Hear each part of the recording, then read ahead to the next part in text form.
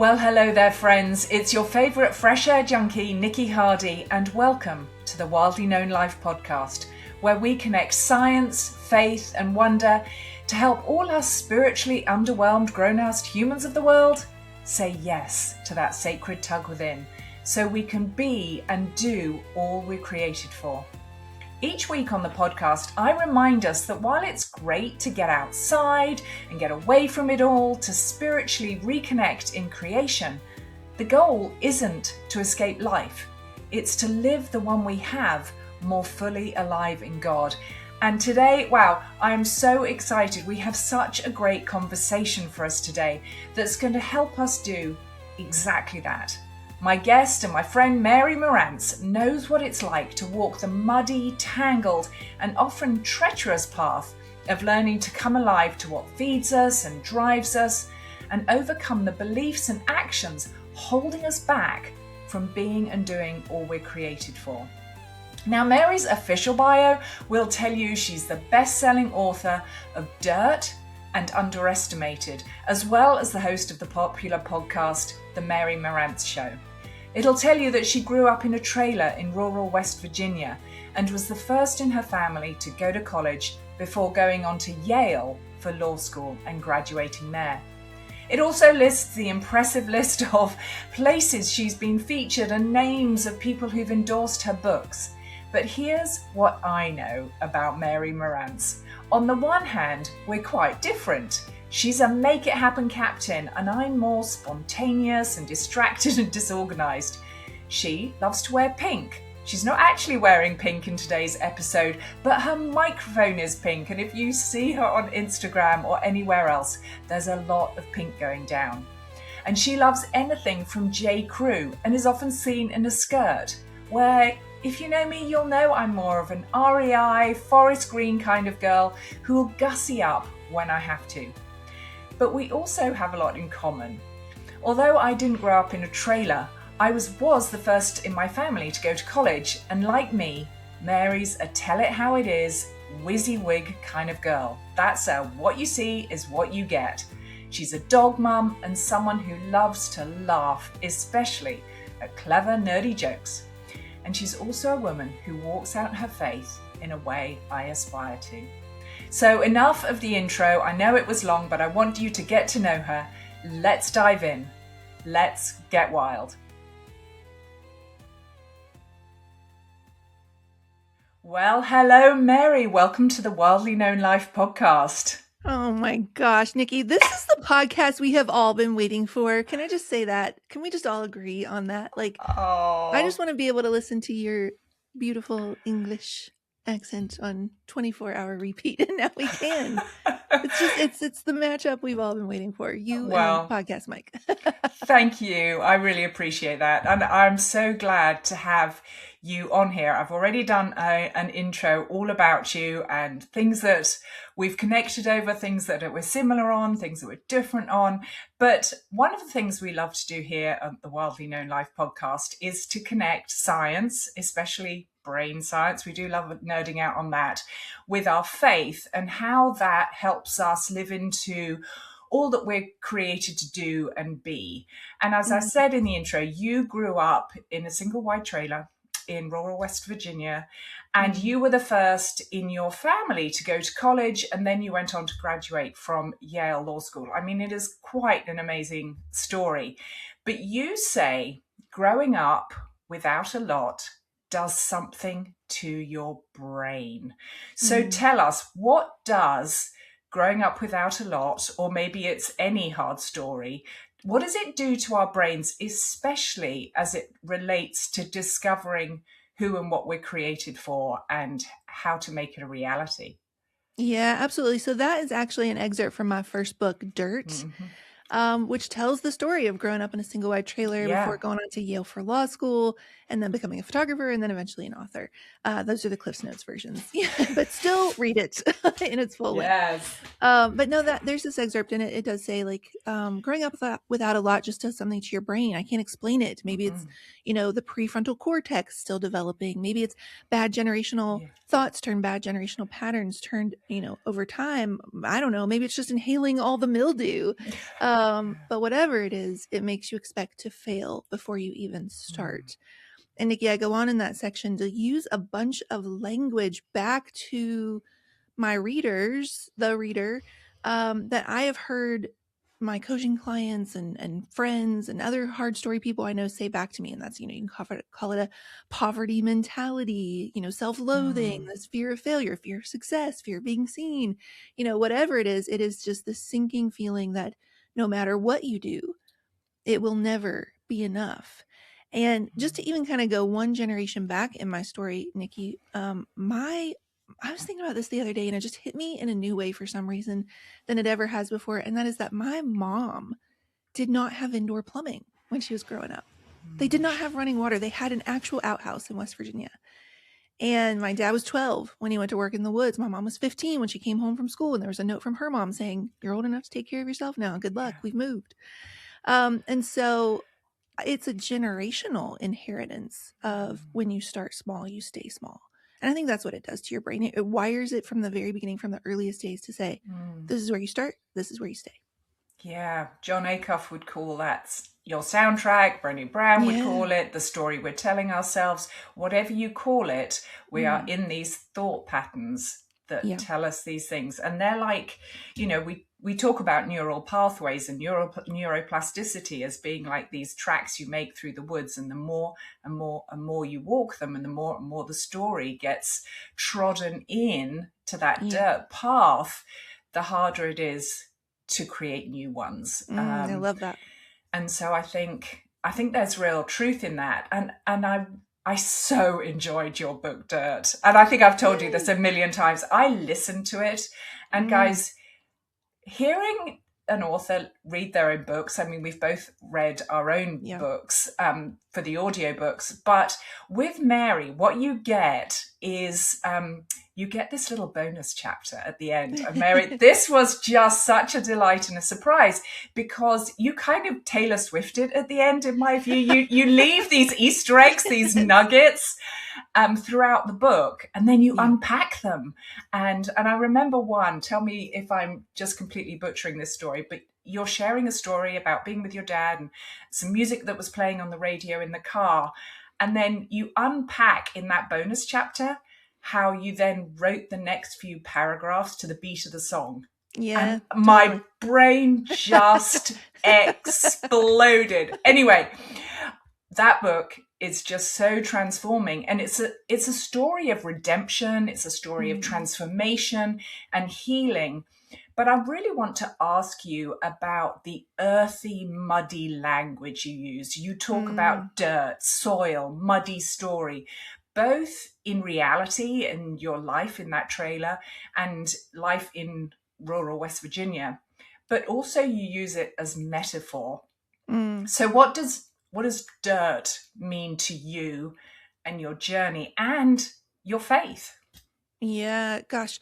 Okay, so I'm going to give you two levels of an answer. The first level is the one that came to me fairly quickly when I was actually actively writing that book. And it was, my dad's a logger. He started when he was 12. He still logs to this very day. And so, I'm growing up in this trailer. And for those of you who are sitting at home and maybe you have a picture in your head of like a really nice double wide with like a permanent foundation, it was not that.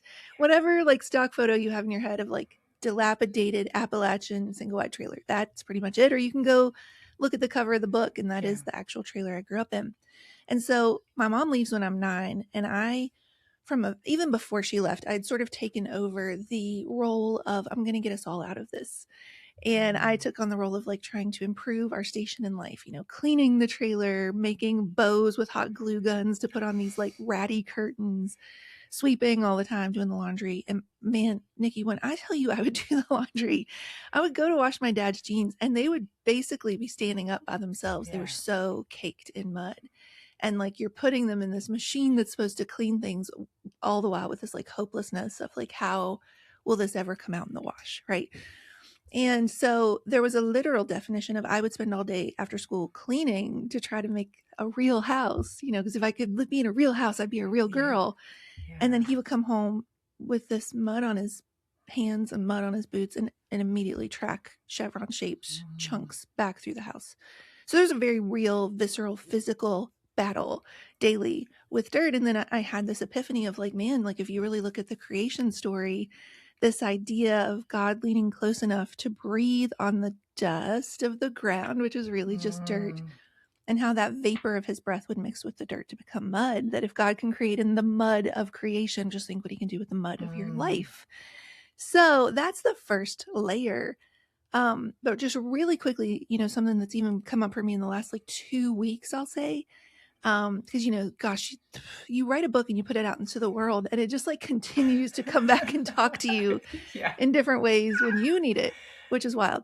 But a couple weeks ago I had this sort of epiphany that all throughout that book Dirt, I really used that trailer and the mud in it and around it as sort of an anchoring point.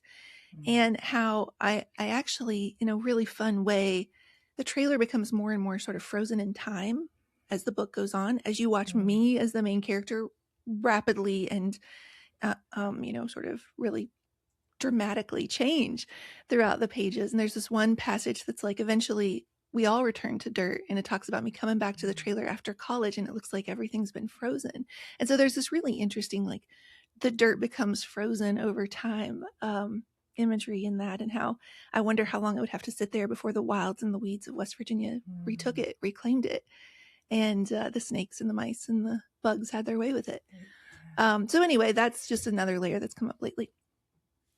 It's absolutely fascinating. And I just love soil imagery. There is so much depth and richness to it, with the living ecosystem returning to soil and then feeding the next generation, and also within that the nutrients, and how we think it's just dead stuff, but it is teeming with living organisms. So there is so much richness there, and it does lead to transformation and redemption and healing, and even the old logs decaying, thinking about your father as logging, and that then becoming a nursing log, possibly for another seed. And there's so much there. And so I love that. I can smell that as you're describing that. I can smell that. Well, my mum, before she passed away, lived in the Pacific Northwest in Vancouver, Canada. So I would walk these forests with her. She was a big hiker, and she would point out the original, old growth forest, and where they had the chunks taken out of the trunks of the trees, where the loggers would chop and then place a plank, and then another and another, and then those old trees would decay, but they'd be so fertile in their decay that there would be enough there for another seed to plant. So that reminds me of actually is Hannah Brencher, right? We have that friend in common, Hannah Brencher. No, don't know her personally. I need to make that connection. Yes, please. So I feel like she's the one I saw share this, and I really don't want to mess this up, so forgive me if I'm wrong, but I feel like she referenced a scripture that talks about something being built on top of the ruins. I think it was a city being built on top of the ruins, and how that always kind of confused her of like, why wouldn't you clear it out first? And our conversation is just reminding me of that so much, that sometimes the things we think in our lives are ruins are actually the fertile ground for the new things that are going to grow there, are going to be built there. So and I know parts of my story, even the hardest parts of my story, have equipped me to live into the story I'm God has now called me to. And so I think that's part of it. And I think many of us can feel like we walk around with our scars, if you want to call them that, both our wounds from what's happened to us and the times that we've been the instigator of our own wounds and screwed things up, and we think that we walk around with them on display, and that disqualifies us from anything God has for us or for his love. So when and if we can actually get past those hurdles of believing we're created for more, we can often get there and like, okay, I know he loves me. I know he's created for me for more. I know that something is growing out of the decaying soil or the ruins of my story. but I've got no idea what it is, what it looks like, or how to step into it. What would you say to people who know they're built for more, as we say here, can feel that sacred tug within, but then now what? Yeah, I love that so much because one of the sort of taglines I was using with my latest book, Underestimated, which came out last year, is this book. This book is for the person who knows in their bones they were created for more. They were created for greatness, for a great purpose, and yet they simultaneously doubt they'll ever get there because it's them. And so my gut instinct, knee-jerk reaction when you said, what do you say to them about like how do you find where you're being called, is start with the scars. Start with the scars. My friend Kim Butler says to me often, our greatest points of impact will come from our deepest places of empathy.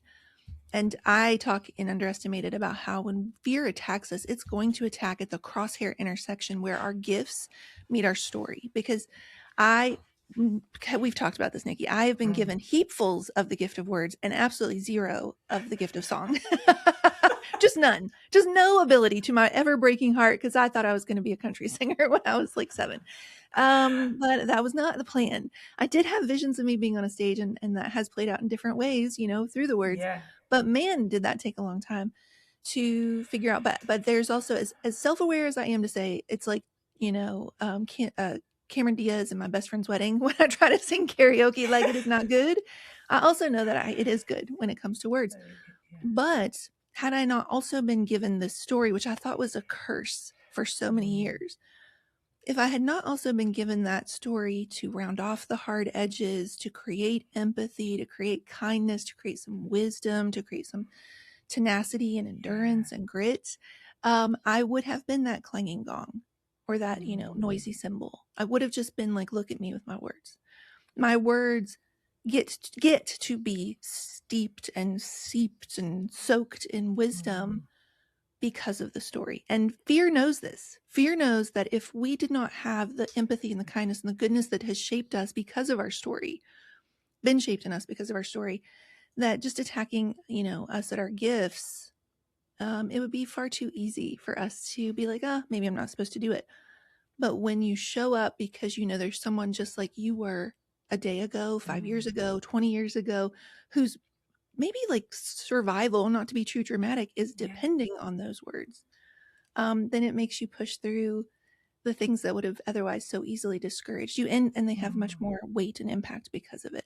So start with the scars. I have a really fun Harry Potter lightning bolt scar on my wrist. It's an actual lightning bolt where I fell off my bike. That's not the one I point to, though.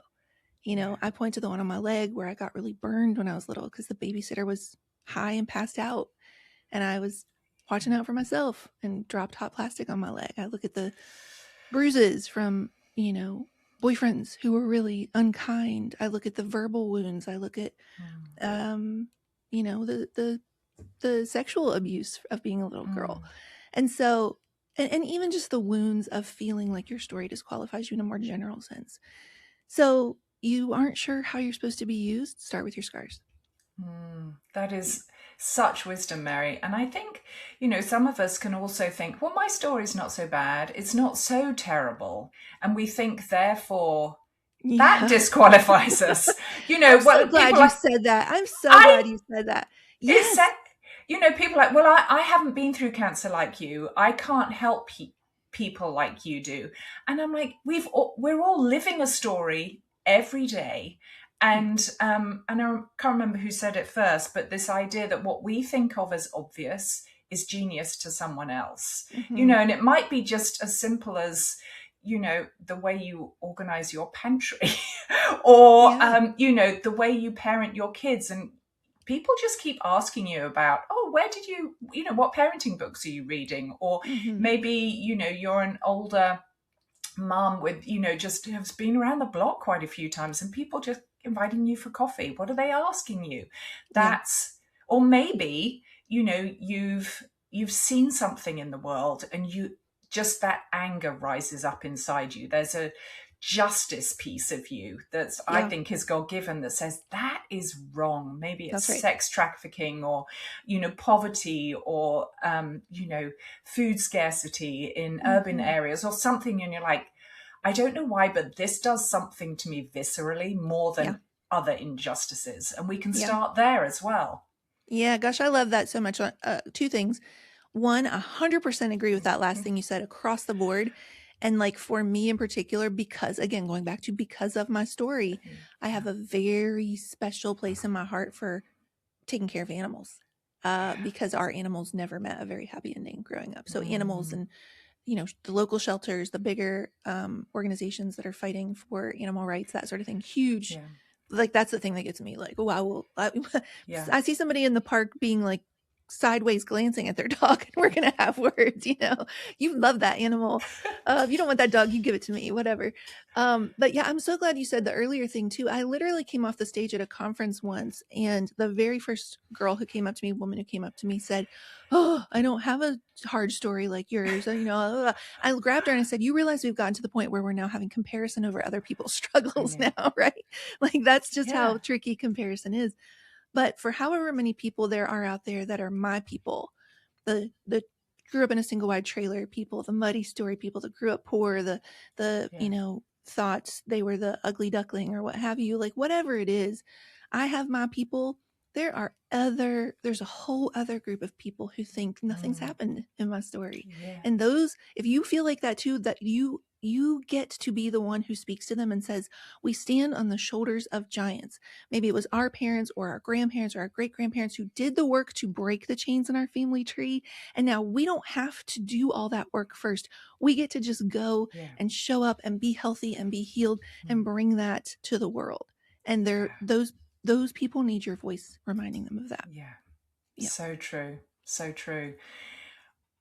One of the things we keep circling back to here at the Wildly Known Life podcast is this idea of responding to this sacred tug within, that pull for more of what God has for us, and all that he's crafting us to be, and living a life and the abundant life, all that kind of stuff. From the outside, and when you hear your story, you'd be forgiven for thinking, well, Mary's always known right from the get-go that she was built for more, that she felt that tug within her, that she could hear God's whisper to say, one day, this will be different. Is that right? Or are we putting something on you? Did you always feel that? Would you say it was God? Yes and yes. So I'm really glad that you sort of left that opportunity there at the end, because I was like, oh, it kind of did feel that way. And let me be clear before I even get into any further, I don't think that's a requirement. In fact, if we look through the Bible, rarely is that the way it plays out. It's more like, who, me? What are you talking about? And so so here's a really weird story that I didn't tell anybody forever, because I thought it was actual blasphemy, if you want me to be honest. When I can remember being 4, and Nikki, I did not grow up in a very super churched household. Neither of my parents went to church. My mom did when she was younger. My grandma Goldie did. She went to Sunday school, and she would later start taking me to Sunday school with her, but she hadn't even really started ramping that up very much yet. And I can remember being 4, it's an actual memory of feeling like God was speaking to me, not in an audible way. I feel like we always have to clarify that, not in an audible way. But I mean, I don't know why that would be so wrong if it was, but that's fine. But it was more of just that internal knowing, that internal voice. And he used this word prophet. And I did not know that word prophet. And I thought from an early age that I was confusing that word with Messiah or something, and that it was blasphemy or whatever. If I were to say that, I would be struck down or whatever. And now I just know it was no, it's you've been given the gift of words, and I have a really big purpose for you. And I talk about in Dirt this feeling of, he would come down and draw at night close enough to the windows to talk to me, close enough to leave fog marks on the glass. And then suddenly he was talking to me in the daylight hours in the yard. He was in the bird stepping off the branch. He was in the sunlight when you could close your eyes and still feel it on your face. The green of the grass down to the very pigment, and the dirt on your hands where when you broke up the cold, hard ground, no matter how much you tried to wash it off, you couldn't forget how it felt. He was color and freedom and fire and dirt. And his was the voice who said to me, one day I'm going to put words to all of this and you're going to see your story won't be wasted. And so we could have a whole other side conversation about how my little brain thought that meant you have to go succeed so big that it justifies the start. Yeah. That this right here won't be beautiful until you're so successful that it makes it worth it. And I've been unpacking that for the last few years, or / lifetime, whatever. Yeah. Yeah. But yeah, I do feel like I knew from a young age that there was more, and simultaneously felt that, but it'll never happen because it's me. Yeah. I think so many of us have a both and, or a neither or, I'm not quite sure, where we think, right. Oh no, I've never felt that. But equally, just the fact that we long for God, I think points to him tugging at us. Yeah. In the same way, the presence of water, the presence of thirst points to the existence of water, the fact that we long for more of life, of more of God, points to him tugging at us. But I think some of us do have a kind of a moment, often born out of, a moment, a low point where we go, is this it? Is this it? Maybe it's a midlife crisis. Maybe it's screwing up in your teens, whatever it is. And we say, no, there's more. There's more of life. There's more of God. There's more for me. And whether we attribute that to God or whatever, I still think it's important to notice it and name it and that kind of thing, and to start following it. Yeah, I'm a big fan of the glimpse. I super believe God gives us glimpses, and those things that we're drawn to and we can't fully understand why they don't. Like I knew I was going to live in Connecticut the summer after my freshman year of college. I didn't know how. I thought I said, hey, maybe I'll get into UConn for law school. And then God had different plans where I do end up in Connecticut for law school, but it's at Yale, right? So like these just little glimpses, these little things we're drawn to and we can't explain why. Little thing, like when I was like, I don't know, in like third grade, maybe younger, I had a teacher, we were going around the circle reading aloud, and she was like, wow, Mary's really good at reading aloud. And I remember sitting there going like, that is the worst gift. Like what? Other kids are pretty popular, athletic. I'm Mary, good at reading aloud. Like, what am I supposed to do with that? Flash forward, some years later, a number of years later. And, right, audiobooks and podcasts. Who knew, right? It makes sense. And not everyone can do it or should do it, So it is a gift, and it's amazing how someone can speak life into us and we don't take it as life. We take it as a put down. Yes. So true. So it must be. Yes. Yeah. It must be. But if, she'd said it to the girl next to you, you'd have said, oh, she's good at reading, but I'm not, Right. Anyway, but talking about living in Connecticut, you now live not too far from the Atlantic Ocean in New Haven. Yeah. And so tell us, how does nature, creation, the wind, the waves, you get the wild extremities there of it all, help you continue to say yes to what you're being called to, both in big and small ways, Yeah. So in a really fun twist of fate, God has this huge sense of humor. I grew up hating the smell of mildew because the trailer was always very leaky. The ceiling would cave in, the floor would cave in. We had mushrooms growing out of the carpet. It was so, damp in there. And my clothes always reeked of mildew when I went to school, and I hated it. And fast forward a bunch of years, and Justin and I are looking to buy our first house ever. And just a couple blocks down from where our apartment was, we would drive past this house every day that's right on let's call it the Long Island Sound. It's right on the water. But it was super, super in disrepair. It had been in foreclosure, and then they weren't checking on it, and it didn't winterize it, and a pipe burst, and it ran for days, and they didn't catch it, and then it let it set for the summer. So it had mold and mildew. And so we walk in, and, here's this house. It needs a ton of work, but we could instantly catch the vision for it, for what, it looks exactly now like what I saw, this glimpse, when we first walked in the door, and it looks so different then. So that's wild. I feel like it's one of those, HGTV shows where they do the, the swipe to the side, and it instantly is done. So that was that, except there were just 15 years in between. So, Give me a show. Oh, it's basically done. And so, yeah, God in this really sense of humor way uses, I hate the smell of mildew, and he uses mildew to open the door for us getting a dream house, what eventually would become a dream house on the water in Connecticut. Like, if you would have said to me, you're going to get your first house and it's going to be on the water in Connecticut. Like, do you know how impossible that sounds? But God used that in my story to make it happen. And so, yes, I, especially when I'm writing a book, get to walk right by the water hours and hours a day, miles and miles a day. I'll write a little, walk a little, write a little, walk a little. And I wrote a post once that said something along the lines of, stay in the tumble, let the salt have its way with your wounds, you're almost home. And it was just sort of this idea of like how much life salt and salt water in particular gives us, there's, they would say like sweat, tears, and the ocean, right? Like these are 3 healing properties. And so it's so strange that my story began in the mountains, but it finds its home now at sea level. We go to Denver or something like that, and I'm like turning blue because I am a sea level girl now. And so, yeah, I think it's every single day it's different. Every single day it's wild, like how the sunset is different or the water's different. And it is a literal daily reminder in my life that God does the impossible. And often we'll use those parts of our story we'd love to hide away, those scars we wish we could pull the sleeves down a little further. They will actually open the door to what's next for us. That's such a beautiful image.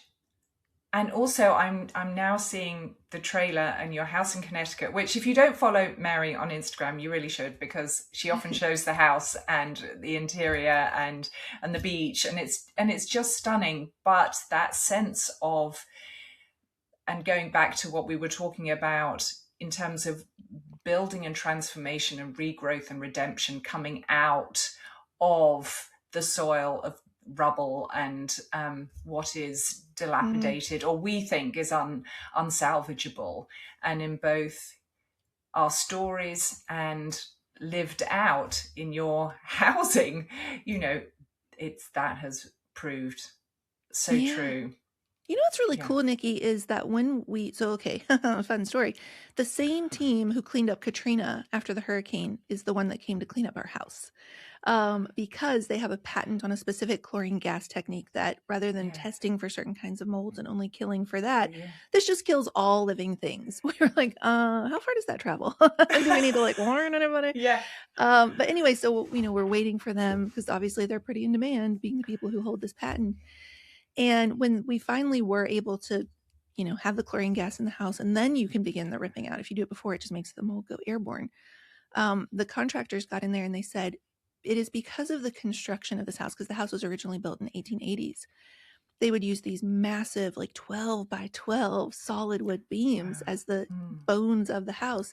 They said because it was built when it was built and the integrity of the construction that was used, the mold only really sat on the surface.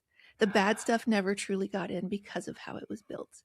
And man, if there's not a metaphor for everything we've been talking about, when you are built with integrity, when you're raised up with character, then the bad stuff doesn't truly get in.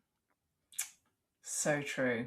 And, guys, we've mainly been talking about dirt just because, we love so much here, the, creation and nature and science and all that. But if you want to dig deeper into what might be holding you back from stepping into all God has for you, you're going to have to read Underestimated, which is Mary's latest book. And I know you're penning another one, so we can't wait for that. But this, you deal a lot with the different types of fear and the different names of fear that we go through. And I wish we had time to talk more about that, but you're going to want to pick this. So listen to Dirt, then get Underestimated. And by the time you're done with that, hopefully Mary's next book will be hitting the shelf. Yeah. Because we know there's more coming from you, Mary. We can't wait for it. Okay, we are going to unfortunately wrap up because we could talk for hours. Same. But one thing I love to ask all our guests, and given you're only the second, it's we now have 2 points that officially make a straight line. That's so a it's pattern. now a tradition. Yeah. I like to ask our guests, what's one thing helping you live wildly known right now? Ooh, I mean, there's all sorts of imagery that comes up about, I literally grew up in wild and wonderful West Virginia, which was briefly changed to West Virginia Open for Business, and then very graciously changed back to wild and wonderful West Virginia. So there's all sorts of imagery that comes up there. But the honest answer right now, Nikki, I think it has to do with like wildly being willing to raise my hand right now. That's sort of a hint of everything that's underestimated at chapter by chapter. There's like procrastination, people pleasing, perfectionism, imposter syndrome, overthinking. I go through each phase of fear is a deep dive. And I think like I've been doing that work on myself, and so I feel like this year is just like full steam ahead. I'll give you a little like hot off the presses, breaking news, whatever. I just sent in my first application for a TED Talk this morning. So we'll see what happens there. But I just feel like it's that energy because for so long I thought like I have to get all these other pieces in place and I have to, I'm not there yet. I'm not that girl yet. And I feel like this year being wildly known is about being willing to be wildly seen. And that involves wildly raising your hand. Yes, a wild yes from Mary. Yeah. Love it. Can't wait to see where God takes you in all of that, Mary.